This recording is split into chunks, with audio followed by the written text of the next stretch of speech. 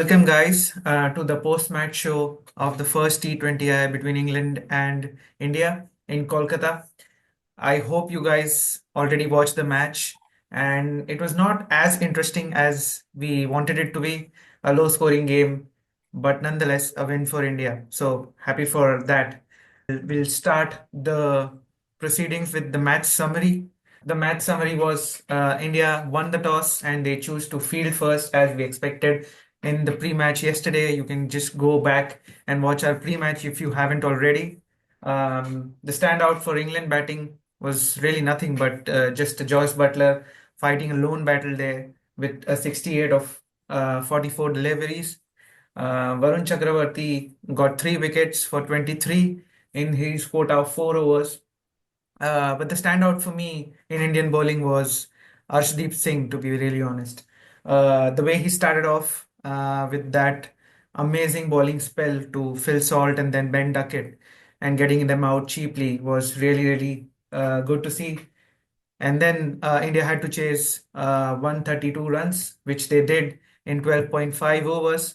Abhishek Sharma guiding us with 79 of 34 balls, rightly supported at the start by Sanju Samson with a 26, and India in the end winning the match by 7 wickets with around 7 or 8 overs left. So yeah, that was the match summary. Some IPL stars coming in handy, and Varun Chakravarti was rightly given the man of the match for his amazing bowling spell there. So I'll start with you, Jinansh. What did you think about the match? Firstly, looking at the pitch and everything, the batting conditions were slightly better, as I said in the pre-match as well yesterday, that the batting conditions would be slightly better in the second innings, and it did. Like they finished the match within 13 overs with 7 overs in hand still. But the other thing is, not going with Shami was one thing which, I mean, even though Shami wouldn't, I mean, India still would have won because the spinners did the trick. Like England, again and again, they can't play spinners. We saw with Harry Brook as well in the Test series when last year as well. And Jacob Vettel, how much ever he might have played well for the Big Bash, but the kind of quality spinners India has, it's really tough for them to face the Indian spinning attack. So that being said, overall, I thought that if India would have batted first, it would have been a high scoring game. But since they didn't bat, it was England who batted and the spinners doing the trick. When I was watching the pre-match, Deep Das Gupta said that spinners won't have a lot to do in this pitch, but it proved the opposite. Spinners did have a lot to do in this pitch. So it was Do mainly you because reckon? England, Do you reckon sorry. that is the quality of Indian spinners, which can Yes, that is. get something out of a track which was made for not made for spinners, or the pitch was actually made for spinners and the pitch No, report the was wrongly pitch. read? No, the pitch. I mean, I wouldn't say the pitch report was wrongly read. The problem is that this is the first time I've heard that somewhere. This is the first time India have played, or Mm. any T20 match has been played in Eden Gardens in the month of January with so much dew factor and everything. Okay. So the pitch reading of the pitch, I wouldn't give it. I mean, I wouldn't say like none of them read the pitch properly. Like even Surya Kumar Yadav came during the toss. He just said that the dew will settle up in the second innings. It would be easier to bat on second innings. That was the only thing. It was never whether it will be a high scoring match or not. Like everyone expected it to be a high scoring match, but it was the spinners who actually did the trick and England's inability to play against spin. We saw in Pakistan as well when they in the first series in the first match they scored 800 odd runs. In the second and the third match they were not able to face Pakistan's spin attack. So the spin has always been a bothering thing of the England lineup as much. Josh Butler, he has played so much IPL. He has played a lot of cricket, like almost like from last 15, 16 years. He has also been playing a lot of cricket. So Josh Butler knows how to tackle. So you could see the difference. But players like Harry Brook, Jacob Battle, Liam Livingstone, also like I thought he would be playing so good. Like I had high hopes on Jacob Battle, but he didn't play that great. And it was mainly like our spinning attack is also formidable and England as a whole, they cannot play against spin. I'm not sure why, but We'll come to the team combination. I think India got it wrong today, but yes, Vaibhav, what do you think about the match today, and what positives do you take out of it? Just like how we discussed yesterday, if they win the toss, they choose to bat. Sorry, they choose to bowl. That was what we decided yesterday, and it came out that way. The only thing is Mohammad Shami not making it, but perhaps the only reason they didn't take him was there are matches in other parts of India where he can be of better use compared to this. So probably that's the reason why they didn't pick him on the side. But once again, Varun Chakravarthy and Arshdeep, there is a reason why they both have been the leading run scorers in the leading wicket takers in the Vijay Hazare Trophy. Arshdeep number one, Varun Chakravarthy number two, and they've proved it again that they are the best at what they do. So that is what changed the whole game. As I said yesterday, if the top order collapses, then England's gone. The English side is done and dusted. So that's exactly what happened. Within the first 8 overs, they lost 5 wickets, and that was the end of the English side. If not for if not for Joss Butler, they wouldn't have even reached 100.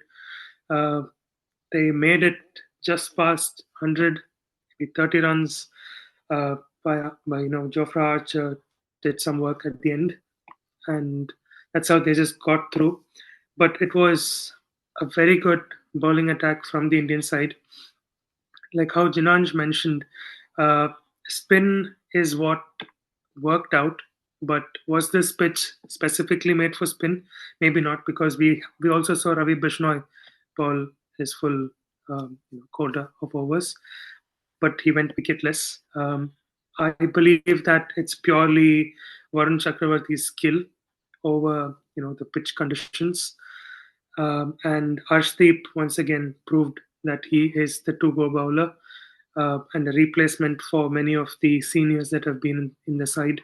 We could hopefully see him in the tests as well in the near future. That's what I wish happens for him. Another thing is on the batting side, this is the highest number of overs remaining in a successful run chase for India against England. So they've got, I think, 43 runs. Sorry, 43 balls is Balls. what Yes. they had remaining. So that's a very good record for India and a motivating factor that, it's not hurry, but finishing up quickly does prove that you're a stronger side, and that itself is a factor to scare the opponent. And Samson, once again, I believe that Samson would stay longer, but unfortunately he couldn't stay. Abhishek Sharma is the person to go for when you're going for a domestic side or when you're playing a domestic match. He's proved that time and again. Unfortunately, he couldn't do that in South Africa, but here he played a very good, very matured innings. He stayed and sort of let the others play, and at the same time didn't keep losing his wicket or no, sorry, didn't keep hitting continuously. He played a very matured innings, and that's something that has to be promoted in Indian cricket. You got to take time, settle, and then play your innings, which is what is lacking in the other formats when India plays. So I believe players like Abhishek Sharma would come ahead or be given a better chance in the other formats as well. Overall, yeah, it was more of a one-sided game, Yeah. just like how we decided yesterday. Sorry, talked yesterday. If the top order collapsed, then England's done. Yeah. I feel yeah, it was quite an inexperienced batting side for England today because it was clearly visible that only Josh Butler was fighting a lone battle. Yes, there are some big names of Harry Brook and Jacob Bethel in there. Ben Duckett has done really well for them. Clearly missed the mark here. But I would definitely say that it was some really good bowling by Arshdeep at the start of the inning there. Castling, Salt, and then Ben Duckett over there. It was an amazing start in the context of the game that there was no Shami or Bumrah or any other fast bowler to support him, and he was the only fast bowler who was going about with India's business. We'll come to the team composition because I think even if we have won this match, we have missed the mark on selecting the correct 11. no matter which team or which kind of conditions we are playing. But I feel finally IPL is paying off, and all those stars who come from IPL, from the domestic circuit and from IPL, are performing really really well now. I can we can definitely say that, especially when they are playing in subcontinent conditions, it's going to be really really hard for any other team to just come and beat India in the subcontinent conditions, with the kind of batters and bowlers we are producing, especially in IPL, because these players know these grounds in and out now because of the IPL. Obviously, it was quite evident how Varun Chakravarthy was going about his business, that he knows the in and outs of this ground and the pitch. It was just amazing to see him bowl the way he was. Joss Butler tried to negotiate the bowlers a bit, but then eventually he perished as well, because he was running out of partners at the end, right? One more question I would like to ask you guys is, do you think that India is still lacking the kind of combination we want to have? Because we had a Nitish Kumar Reddy in place of a fast bowler, and he is a like-to-like replacement for a Hardik Pandya, but he was in the side. He was, with the kind of score we had, he was definitely not batting. That's fine, but he did not bowl a single over as well. So do you think that utilizing someone like that in that kind of a way, obviously he's fielded well. He was taking some amazing catches. He was amazing on the boundary as well. But do you think that we lacked a fast bowler in this lineup, Jinash? Yes, certainly. Like, you have taken Nitish Reddy, but he's a genuine all-rounder. Like, you take him for, like, you didn't even give him any overs to bowl. You didn't even you didn't even let Shami in your playing 11 as well. So I'm not sure whether Shami was really fit or whether he's unfit, like whether it was a tactical, a move that they wanted Kumar Reddy to play. But certainly I didn't see him bowling as many overs. Like, even when Hardik Pandya was hit for, like, straight away, like, I think he was hit for 10 runs in his first over itself, 8 to 10 runs. Like, I would have wanted a Nitish Kumar Reddy to at least bowl one over, because the score was anyway less, just to see how easy bowling. And you know obviously it's a long series. You'll see Nitish Kumar Reddy and Shami also coming in the squad. But in this match, like, taking Nitish Kumar Reddy, not allowing him to bowl, not giving him the opportunity to bowl. He didn't get to bat. Obviously, the score was less, but at least you should have utilized him in bowling, since you have not taken Shami. So that way.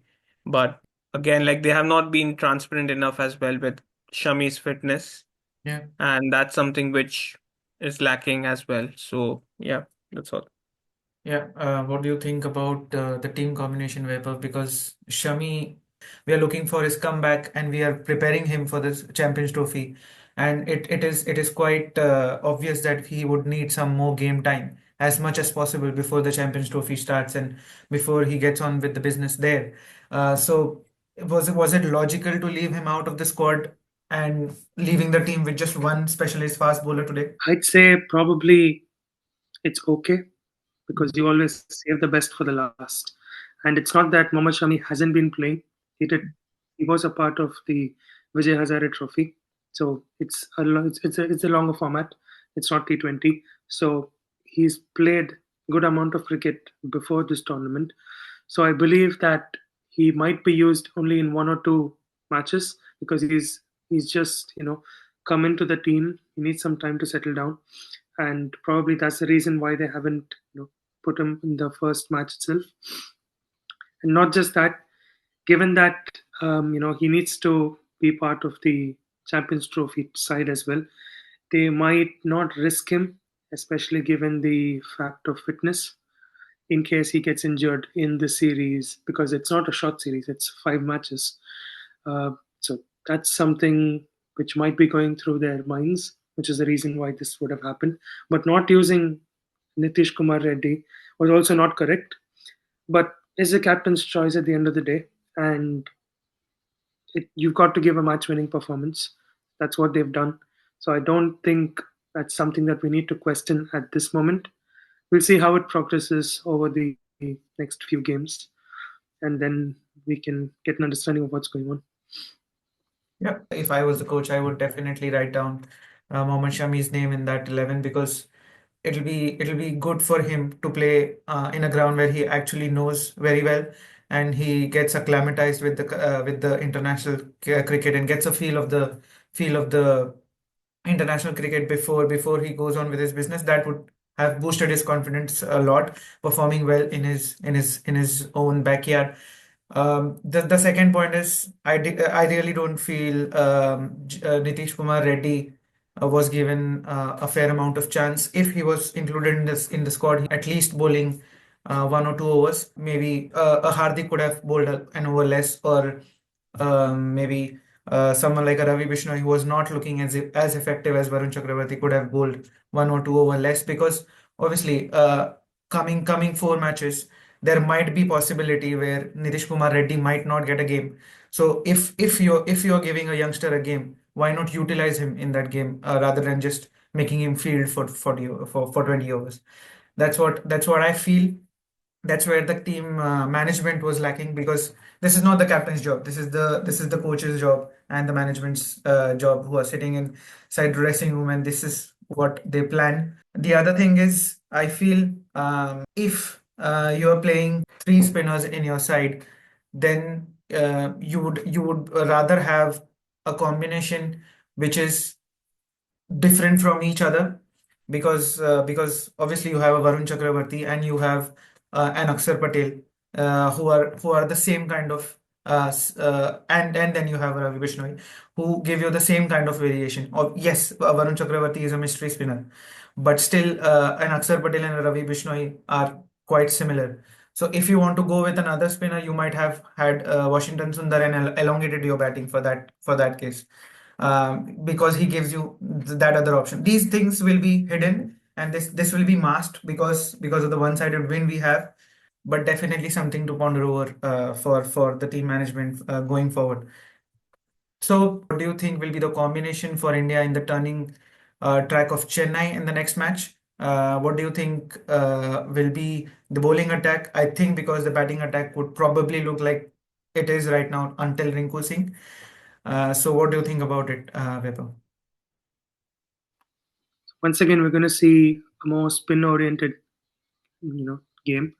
The question is, will it be Washington Sundar or Ravi Bishnoi who comes in? Because Chennai usually supports spin, but it's more leg spin. So the question would come in: who comes and who's picked and who's dropped? We could see some Arshdeep and Hardik Pandya doing the same thing, but once again, Mohammad Shami in the side, NK Reddy also in the side. So what I feel is two fast bowlers, three spinners, or three fast, three spin would be the right option to go for because spin has an advantage in Chennai. Yeah. So that would be the squad. Um, I don't think there's going to be any change on the batting side. Uh, it's going to be the same four players because that's been a proven formula. So why change if it's already you know, Yeah. doing its job? Sure. Jinash? I possibly I see the same team going forward. I don't think Shami would play the next match as well, because if he really wanted, I mean, if they really wanted him to play, they would have made him play this match. But since it's turning tracks, like Chennai, like as Weber also told, it prefers much more leg spin. So I think they'll go with the same team going forward. Shami might play in the Mumbai match at Wankhede, the last one. So that's where. And to be honest, like I mean, I never wanted Shami to play all the matches anyway of these 5 matches. I just wanted him to play 1 or 2 matches, that's all, and then he focuses more on the ODI and on the Champions Trophy mainly because you don't want him to get injured again. So I would probably see him in the last 2 matches at Rajkot and at Mumbai. Pune Both and of Mumbai. those. Pune Yeah. and Mumbai. Yeah. Yeah, Pune and Mumbai, or like Rajkot and he skips Pune and then comes to Mumbai. Okay. So he gets a gap as well. So I see him over there, and probably yes, Chennai they'll go with the same squad. Not much difference. Either like Varun Chakravarthy might miss out in for Washington Sundar or vice versa, but I don't see any major changes in in the squad Yeah. for Chennai Vaibhav, at least. you want to say something? So another point which we need to put it out there is Arshdeep has been doing really well. He is now the highest wicket taker in T20s for India. So Yes. I believe by the end of this series, he will cross more than 100 wickets for India in this format. So he should be played in all matches. Yeah. Yeah. The fact is, does Mohammad Shami get a chance to play here? We'll have to wait and see. Yeah. Yeah, definitely. Arshdeep would feature in all the five matches, and coming to the ODIs also, he would be definitely there because if the management is thinking in that way that Shami is going to be on and off, then there will be one bowler who will be featuring in all the matches, and that's going to be Arshdeep, if not Harshit Rana for now. That's going to be the combination as of now. Sorry, just Yeah. one thing I wanted to add about Arshdeep Singh as well. Yeah. Like he has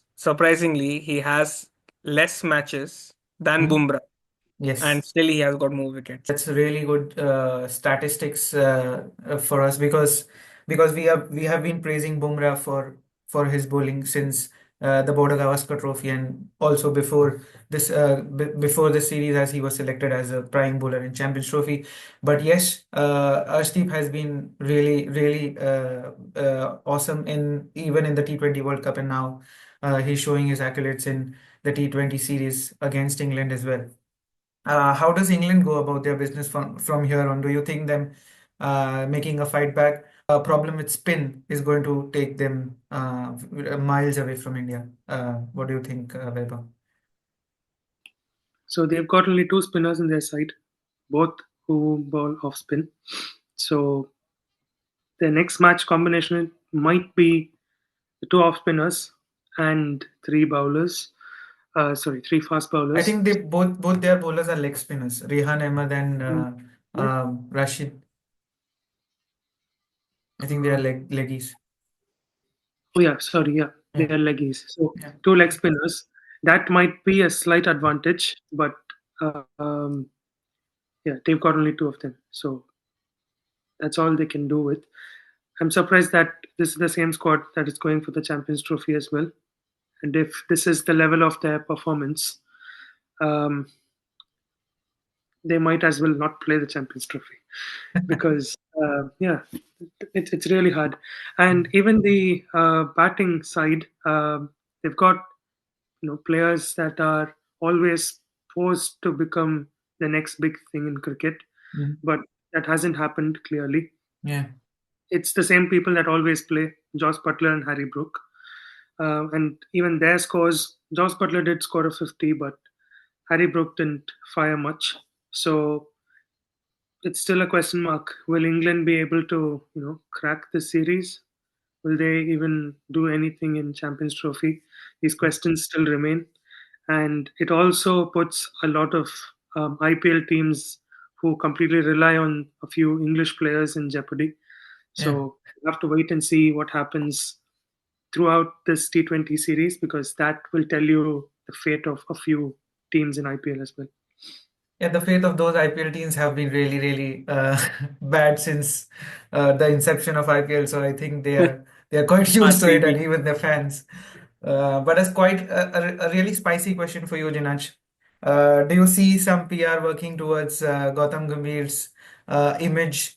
Because I heard Abhishek Sharma, Surya Kumar all talking about how Gautam Gambhir is supporting and has given them freedom to work in the team environment quite a lot of times. I think I heard Surya saying that twice, and Abhishek Sharma also in the interview of 5 minutes he said that like three, four times. So some PR working for Gautam Gambhir, or what do you think? Yeah, I don't know about PR. Like his PR manager is certainly not seen since he arrived in Kolkata. Like I saw him. I mean, I saw in certain clips like his PR manager was right after the 10-point diktat had come out. his PR manager was seen exiting the airport, the Kolkata airport. Mm. So we could see him. But at the moment, like after that, after the backlash, I can't find his PR manager anyway. So I won't know, like, in case really something PR is going for him or not.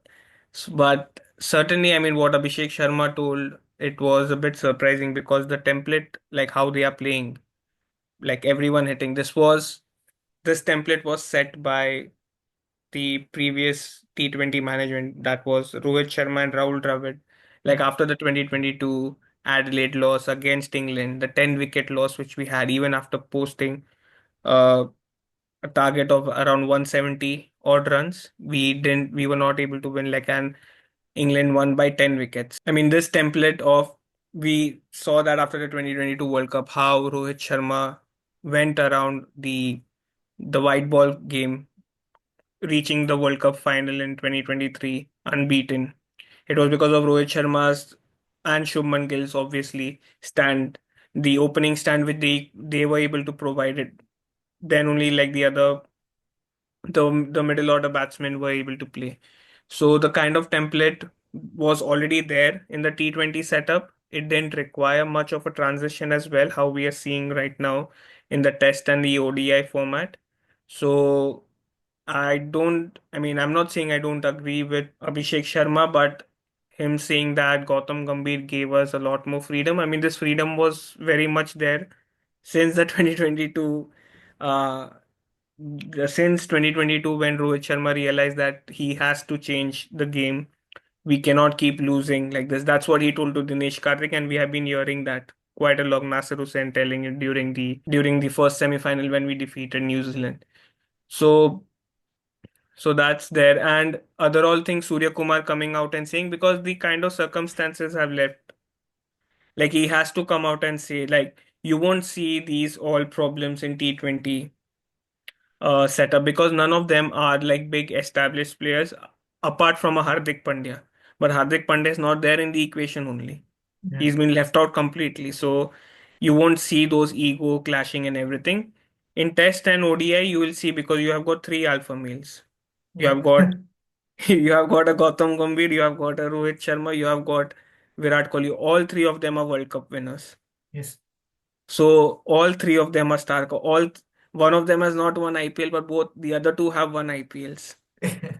So I mean that way you can see. So I mean even Virat Kohli for that matter, he has not won an IPL, but he has got that 50 centuries whatever Yeah. above Sachin Tendulkar in So home yeah. conditions though. But that's fine. But so you so he has, I mean, Surya Kumar Yadav, I mean, the questions were also asked to him in that way, that how is the team bonding going on and this and that and everything. Yeah. We didn't see that in the Australia Yeah. at all. Now Yeah. we have to see it. So these things will, and when you keep winning matches, coach, everyone will be nice. When you keep losing matches, these all leaks will happen, controversies will happen. Everyone will be there to save their place. Yeah. So what do? You leak out.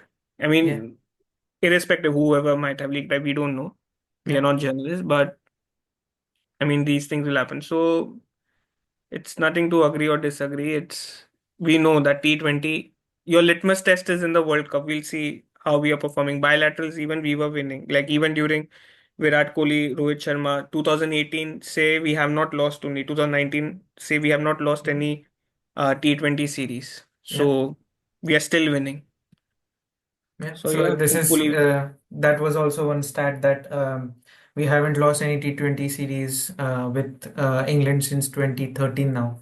that's what, So yeah, home and that's away both. yes, Yeah, that yeah, speaks for you. As you bring up Rohit Sharma and Virat Kohli, they are expected to. Rohit Sharma is definitely playing tomorrow for Mumbai yeah. in the Ranji game. Virat Kohli is expected to play the Ranji game on 30th. So Against yes, Railway. that will be a talking point in our next videos.